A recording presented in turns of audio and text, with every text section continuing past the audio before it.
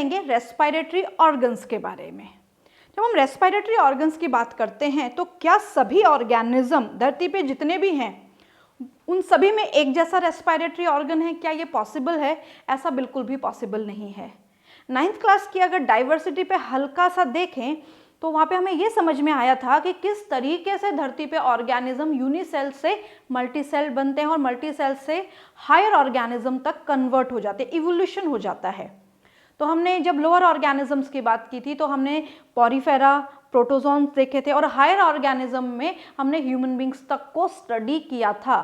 तो वहाँ पे अगर देखा जाए तो ये बदलाव कैसे आया?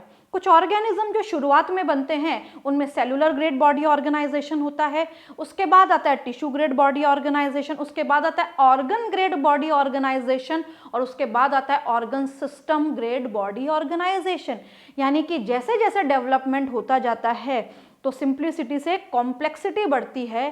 पहले टिश्यूज बनते हैं, फिर ऑर्गन्स बनते हैं और ऑर्गन सिस्टम्स बन जाते हैं। तो सभी ऑर्गेनिज्म जितने भी धरती पे हैं, अगर हम हायरार्की वाइज देखें तो सभी में रेस्पिरेटरी ऑर्गन्स अलग अलग तरीके से होते हैं जिनका नाम भी अलग अलग होता है और उन सभी को हम यहाँ पे डिस्कस करेंगे। या फिर हम ये भी कह सकते हैं कि हम डाइवर्सिटी में रेस्पिरेटरी ऑर्गन्स या रेस्पिरेटरी पार्ट को डिस्कस कर रहे हैं simply. So here respiratory organs. Mechanism of breathing vary among different group of animals depending mainly on their habitat. ये बहुत इंपॉर्टेंट है। And the level of organisation किस पे निर्भर करता है? उनका हैबिटेट क्या है। हैबिटेट का मतलब है कि वो टेरेस्ट्रियल हैं या एक्वेटिक हैं।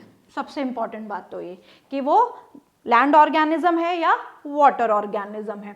दूसरा, लेवल ऑफ बॉडी ऑर्गेनाइजेशन, जैसा अभी मैंने डिस्कस किया, सेलुलर ग्रेड है, टिश्यू ग्रेड है, ऑर्गन ग्रेड है, organ system grade body organisation है। Lower invertebrates like sponges, coelenterates, flatworm etcetera exchange O2 with carbon dioxide by simple diffusion over their entire body surface. बहुत important line है क्योंकि direct question बनते हैं और ये direct question बनते हैं तो यहाँ पे इनका एक्सप्लेनेशन भी डायरेक्ट है। जैसे हम स्टार्ट करते हैं पॉरीफेरा से और पॉरीफेरा से भी अगर हम पहले जाएं तो हम यहाँ पढ़ सकते हैं प्रोटोजोआ। सो प्रोटोजोआ या प्रोटोजोन्स। फिर अगर हम पॉरीफेरा की बात करें तो उसमें आते हैं स्पॉन्जेस। तो नेक्स्ट हैं स्पॉन्जेस। नेक्स्ट हम बात करें सीलियंट्रेटा। सीलियंट्रेटा में आते हैं जेलीफिश, हाइड्रा जैसे ऑर्गेनिज्म। और फिर हम बात करें प्लेटीहेलमिन्थिस जिनको हम बोलते हैं फ्लैट वॉर्म्स। और फ्लैट वॉर्म्स के बाद यहाँ पे आते हैं सीलियंट्रेट्स। सीलियंट्रेट्स के बाद एक और आते हैं जो यहाँ पे एनसीईआरटी में मेंशन नहीं है पर आपको पता होने चाहिए, टीनोफोरा। टीनोफोरा। फिर आते हैं फ्लैट वॉर्म्स जिनको हम प्लेटीहेलमिन्थिस बोलते हैं और उसके बाद आते हैं round worms, flat worms. Flat worms में आते हैं प्लेनेरिया लाइक ऑर्गेनिज्म। टीनोफोरा में आते हैं कोम्ब जेलीज। अब इन सभी ऑर्गेनिज्म में जो रेस्पिरेशन होता है वो इनके जर्नल बॉडी सरफेस से होता है, यानी कि देयर एंटायर बॉडी सरफेस, जिसको हम बोलते हैं जर्नल बॉडी सरफेस। जैसे मान लीजिए ये ऑर्गेनिज्म है, ये इसकी जर्नल बॉडी सरफेस है और इस जर्नल बॉडी सरफेस से ही ये ऑक्सीजन ले लेंगे और कार्बन डाइऑक्साइड एलिमिनेट कर देंगे। यानी कि जो गैसियस एक्सचेंज होगा वो डायरेक्ट होगा एनवायरनमेंट से, बिना किसी रेस्पिरेटरी सिस्टम की मदद के और बिना ब्लड की मदद के। सबसे पहले इस टाइप के रेस्पिरेशन को हम बोलते हैं डायरेक्ट रेस्पिरेशन, जिसमें पूरा ऑर्गेनिज्म जो है, कंप्लीट ऑर्गेनिज्म की जो एंटायर बॉडी सरफेस है उसकी जो सेल्स हैं वो एनवायरनमेंट से गैसियस एक्सचेंज करने की कैपेबिलिटी रखती हैं।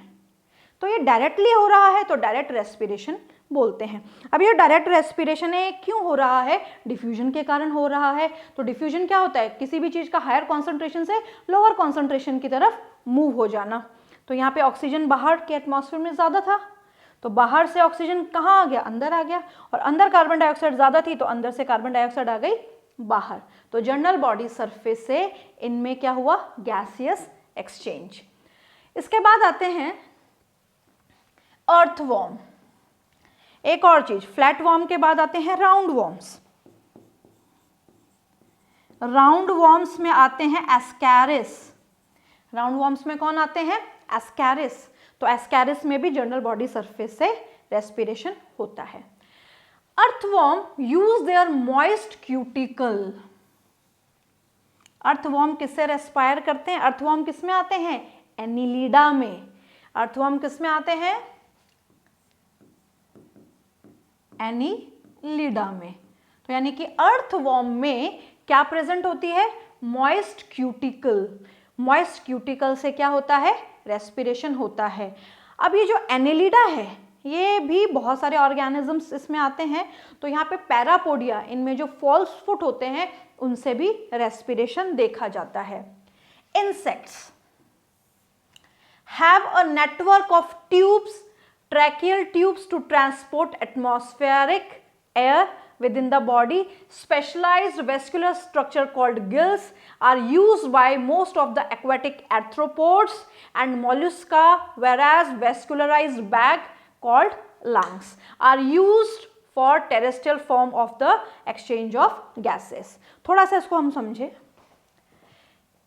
यहाँ पे एनसीईआरटी के अकॉर्डिंग अगर हम जा रहे हैं तो हमें हल्का सा यहाँ पे डिफरेंट ग्रुप के बारे में पता होना चाहिए। हमने पढ़ लिया था राउंड वॉर्म्स तक और एनेलिडा तक, एनेलिडा में अर्थवॉर्म तक पढ़ लिया था कि अर्थवॉर्म तक मॉइस्ट स्किन से रेस्पिरेशन होता है। अब यहाँ पे हम बात करते हैं आर्थ्रोपोडा की। आर्थ्रोपोडा लार्जेस्ट फाइलम है, सबसे बड़ा फाइलम है। ये फाइलम ऐसा है कि इस पे डिफरेंट टाइप के ऑर्गेनिज्म है जो हवा में भी उड़ते हैं, अंदर धरती के भी रहते हैं और लैंड ऑर्गेनिज्म भी है, एक्वाटिक भी है, डिफरेंट फॉर्म्स हैं यहाँ पे। तो यहाँ पे कैटेगरी अलग है तो रेस्पिरेटरी ऑर्गन्स भी अलग अलग हैं। जैसे यहाँ पे गिल से रेस्पिरेशन होता है, ट्रैकिया से रेस्पिरेशन होता है, book lungs and book gills.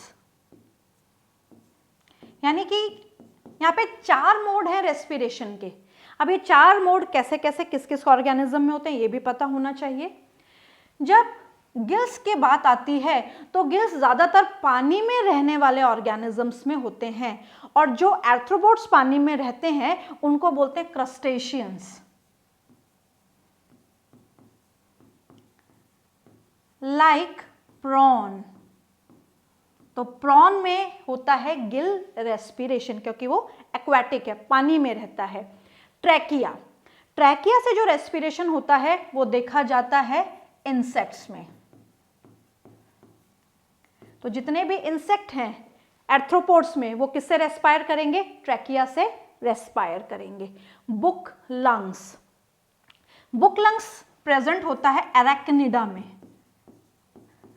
Arachnida में आते हैं स्पाइडर। एरेक्निडा में कौन आते हैं, स्पाइडर। तो स्पाइडर में क्या प्रेजेंट होते हैं, बुक लंग्स। और बुक गिल्स एक में ही देखे गए हैं, बेसिकली होते हैं बट हमारे जो अकॉर्डिंग एनसीईआरटी के अकॉर्डिंग या डाइवर्सिटी के अकॉर्डिंग जिस ऑर्गेनिज्म को हम पढ़ते हैं that is king crab.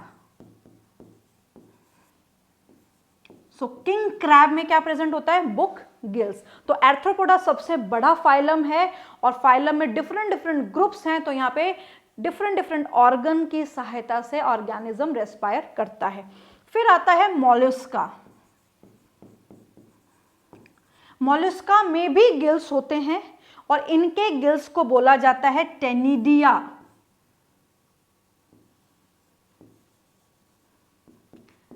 The gills are known as Tenidia in mollusca. Mollusca के बाद वाला जो फाइलम आता है दैट इज इकाइनोडर्मेटा।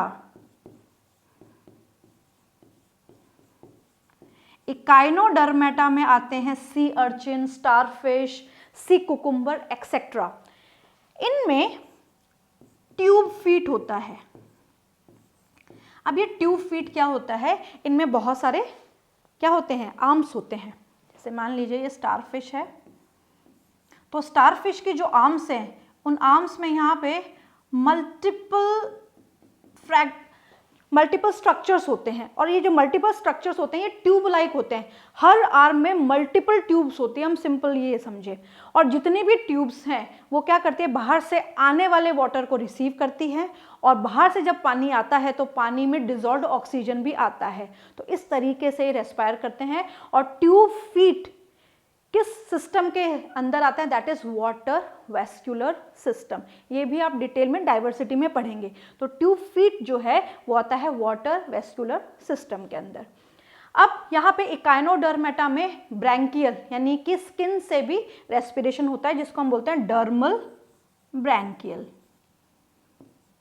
ब्रैंकियल, या फिर इसको हम बोल सकते हैं dermal branchial respiration.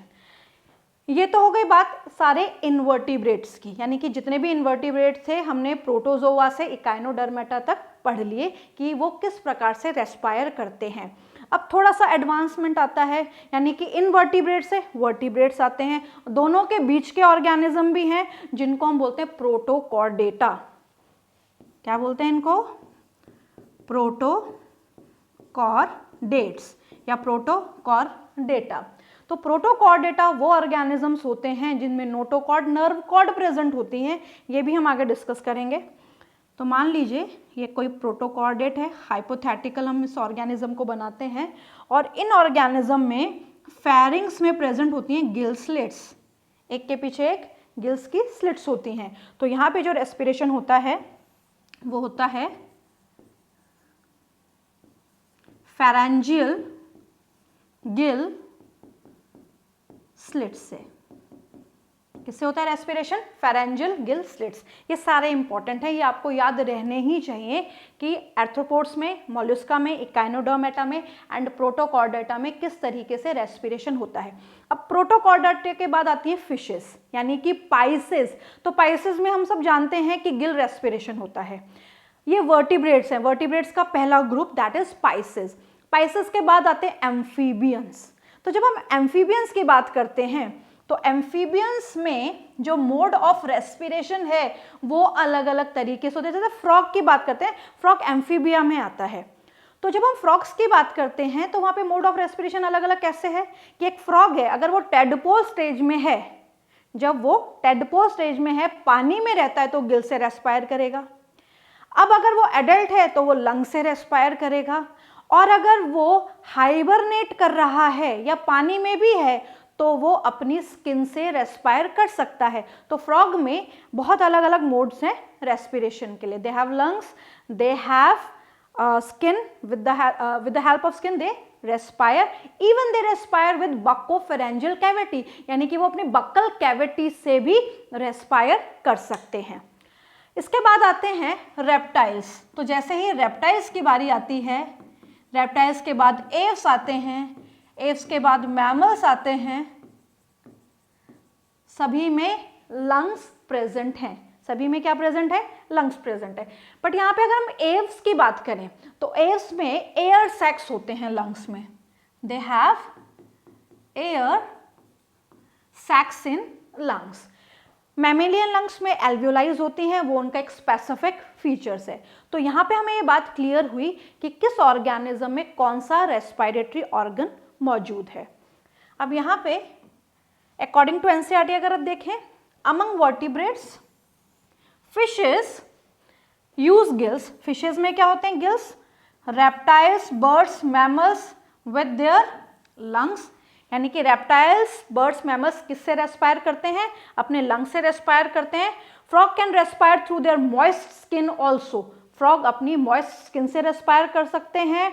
Buccopharyngeal cavity से रेस्पायर कर सकते हैं, और इसके साथ साथ अगर टेडपोल है तो वो अपने गिल से भी रेस्पायर कर सकते हैं। तो यहाँ पे डिफरेंट मोड्स हुए रेस्पिरेशन के। एक और बहुत इंपॉर्टेंट बात, जब हम रेस्पिरेशन की बात करते हैं तो रेस्पिरेशन का जो तरीका होता है, उस तरीके में जो ऑर्गन इन्वॉल्व है उसकी वजह से उस रेस्पिरेशन का क्या नाम है, ये इंपॉर्टेंट है। जैसे अगर ऑर्गेनिज्म गिल से रेस्पायर करता है तो इसको बोलते हैं ब्रैंकियल रेस्पिरेशन। अगर ऑर्गेनिज्म गिल से रेस्पायर करता है तो इस रेस्पिरेशन को बोला जाता है ब्रैंकियल रेस्पिरेशन। अगर लंग से रेस्पायर करता है तो बोला जाता है पल्मोनरी रेस्पिरेशन। अगर ऑर्गेनिज्म ट्रैकिया से रेस्पायर करता है, ट्रैकिया से रेस्पायर करता है तो बोला जाता है ट्रैकियल रेस्पिरेशन। अगर ऑर्गेनिज्म स्किन से रेस्पायर करता है तो बोला जाता है क्यूटेनियस रेस्पिरेशन। और अगर बक्कल कैविटी से करता है, और अगर बक्कल कैविटी से रेस्पायर करता है तो उसको बोला जाता है बक्को फेरेंजियल रेस्पिरेशन। यानी कि अलग अलग टाइप के respiration according to the organs. तो यहाँ पे गिल रेस्पिरेशन फिशेस, प्रॉन्स में देखने को मिलता है। पल्मोनरी रेस्पिरेशन देखने को मिलता है रेप्टाइल्स, बर्ड्स, मैमल्स में, ट्रैकियल इंसेक्ट्स में, मॉइस्ट स्किन से रेस्पिरेशन अर्थवॉर्म में, एंड बक्कल कैविटी से फ्रॉग में। So this is all about the different organs and the different modes of respiration.